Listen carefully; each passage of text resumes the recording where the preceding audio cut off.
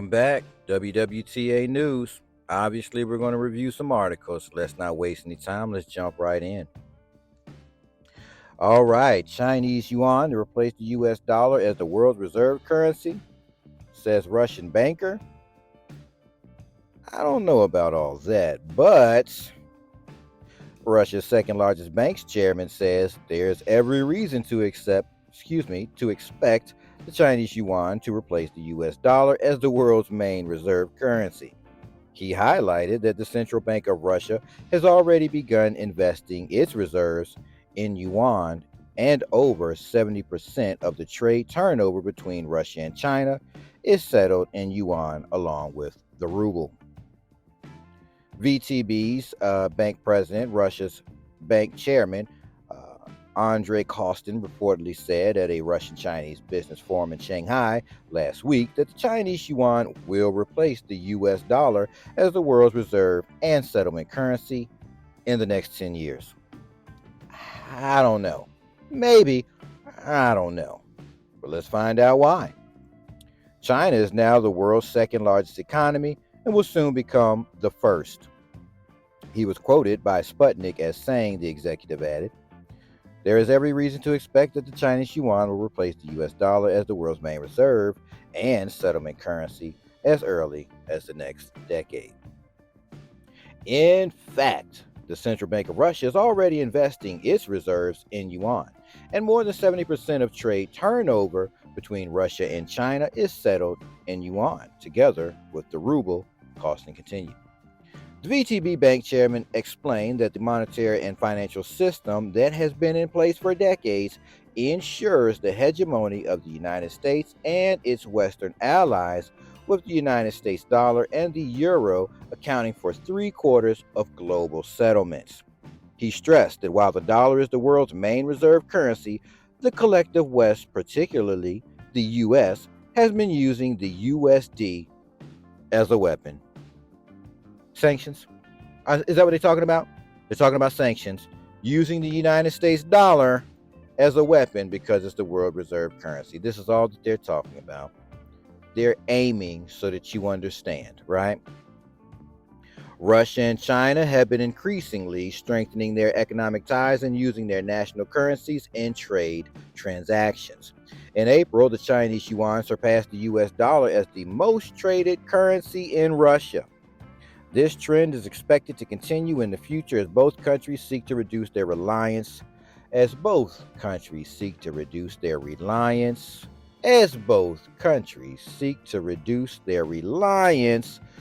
on the United States dollar. Not a good look, y'all. It's not a good look. The United States is looking to be headed to a not a good place. Not a good place. If this is what's going down, they're using the yuan in Russia.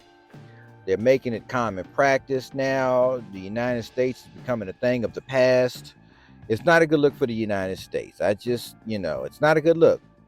Is this what's going to happen? I don't know. But if we base it on what we're looking at, highly probable that everybody's going to back away from the United States dollar. This article goes on to say multiple people have warned that the weaponization of the United States dollar will lead to the USD losing its global reserve currency status. They've warned, hey man, y'all better stop doing that. It's not a good look. Well, a growing number of countries are pushing for the use of national currencies to reduce their reliance on the United States dollar. The BRICS economic bloc has been ramping up its de-dollarization efforts and has proposed a common currency. 10 Southeast Asian nations have agreed to promote the use of national currencies, and recently top officials of 9 Asian countries met in Iran to discuss de-dollarization measures. However, the International Monetary Fund does not see a rapid shift in United States dollar reserves despite the rising de-dollarization trend. So the IMF is saying we ain't really necessarily seeing what they saying, but you know what I'm saying, time's still ticking. You're seeing them, they're talking about it. I don't understand why they would be saying they're trying to back away and then they don't. All these other countries have moved into other things. It's just a matter of time before the house falls in on itself, right? This city partners with Medico to develop institutional digital asset custody capabilities. This was on Twitter, and it ties to the previous video. So Ripple bought Medico, and so they, if unless this has changed, Citi still partnered with Medico, which means they're now partnered with Ripple. So that's very interesting. Hopefully, we'll see news relating to that come out. Some things get said, but since Citi's partnered with Medico, it's you know, are they now partnered with Ripple, intentionally or unintentionally? Makes you wonder. It's one of those questions. And we've got a tweet, Warren Jensen. It says, excited to announce I'm joining Ripple's board of directors. I'll be bringing my expertise to advise on Ripple's long term growth and future financial performance as the new chair of the audit committee, among other areas where I can provide my guidance and support. Interesting here. What Ripple has already accomplished in terms of payments technology and industry leadership has been a game changer for crypto and more broadly the whole of financial services. This is why all these banks and institutions are swapping over, because these things are awesome. They're efficient, they're effective, and they're cheap and fast. And he goes on to say, and I am extremely encouraged about the future of this company. The news this week alone has been incredibly inspiring. Looking forward to building a lasting legacy of a world without economic borders and taking Ripple's growing team of true innovators to the next level. We don't have to believe in any of this stuff. We just have to know that it's happening, right? And two little tidbits that I found interesting in this article from you today. It's about Doge, it's about XRP, and I don't really care about the Shiba Inu part, but let's just go ahead and just dive in. All right, so Dogecoin has recently seen its transaction volume spiking to outstanding heights, according to on-chain data. On May 25th, Doge's transaction count hit 1.152 million, went slightly up to 1.162 million the following day, and finally broke the 2 million mark on May 27th. This made Dogecoin's transaction volume reach a new all-time high. It's all about transactions. It's about transactions. It's about transaction speed. It's about transaction price. And it's about the effectiveness and efficiency of the transaction. Right. That's all it's really about. So with the water being tested on Dogecoin, I don't know. It says their transactions reached a new all-time high. First time that this meme coin outperformed Bitcoin's peak transaction volume in 14 years. I mean, I'm not a believer in Bitcoin's transactions anyway, so it's not saying much. It says the reason behind such growth lies in the rampant minting of DRC20 tokens on the Dogecoin chain. So they're minting Dogecoins. Thanks to Dogecoin's low transaction fees, there was a frenzy of activity that resulted in a flood of transactions. So if I got this right, the reason behind such growth lies in the rampant minting of DRC20 tokens. My question is, are they minting new tokens for Dogecoin? If so, that's not a good look. You know, uh, if it's going to become a utility token, right? For the purpose of, then I get it. You'd have to mint more.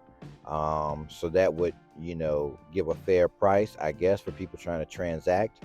But I don't know if that's what Dogecoin does. So that's up in the air. If anybody's got any comments, you can put them in the comment section. But this article right here to me is a little up in the air. I don't know about that one. All right. Now, John Deaton, prominent XRP holder, lawyer, has taken to Twitter to comment on the price of the Ripple affiliated token. Now, Deaton wrote that while XRP's price is sitting at 48 cents, it is crazy to think about how many people who hesitate to purchase the asset now are going to buy it for over $1. And then he goes on to say, what's more crazy is that people will FOMO in, fear of missing out, when the price of XRP is at or above $2. Since XRP was trading at an all-time high above $3.84 more than 5 years ago, according to the data from CoinMarketCap. So FOMO happens all the time. I don't know. I look at what's going on with cryptocurrencies by what's going on in the news to help me understand what's happening. And so, um, that's some of the things that we all need to think about. We shouldn't just follow these trends of people saying, hey, follow this, hey, do this, do that. That really doesn't make sense. Somebody can lead you right off a cliff. But if we do our research and we tune in to at least people that are reading these news articles so we can get the news, then at least then we can make more informed, better decisions on what we might want to do. So, XRP, right? We've seen tons of news on what it's for, what it's doing, how it's being used, who's trying to use it, who's actually using it, and we can get a grasp of that knowledge and say, well, it's highly probable that we will see a $2. It's probable based on the use and everybody that's using it based on the news. So even at that, it just you have to do your thinking on your own. You have to keep up with what's going on in the news so that you can make better decisions on what you do as far as investing your money. Not a financial advisor, but obviously you need to do your research. Always search out the information, ask the question, and find an answer. All right, Polygon Labs, and we'll end it here. It says, we're proud to announce that Deutsche Telekom, one of the world's largest and most successful telecommunications companies, is extending support for Polygon infrastructure by becoming one of only 100 validators on the Polygon network. And they've got a image of T-Mobile partnering with Polygon. So I see this and I'm like, really? Is that what they're doing? If T-Mobile is now a node validator, right? What says one of only 100 validators? So to be a validator, you have to have a node, right? So to my understanding, I could be wrong, and if I'm wrong, get in the comment section, help me understand, get some clarity, right? But I do believe to be a validator, right, you have to have a node, and to have a node, you have to be holding the token or the coin or whatever you choose to call it to make you a validator, right? So it's like, if this is true and this is T-Mobile connected with this, then is T-Mobile now holding cryptocurrency? I mean, that's the question. Are they holding Polygon? Is that what's happening? Is that what's happening? Are they now holding Polygon so that they can take acts to take part to what's going on in the crypto space? I don't know, but there's a question to ask right there because we know, if you're going to operate that node, you got to have that coin, right? So, anyways, I'm going to close there. That's all I got today. I'll catch you all in the next episode.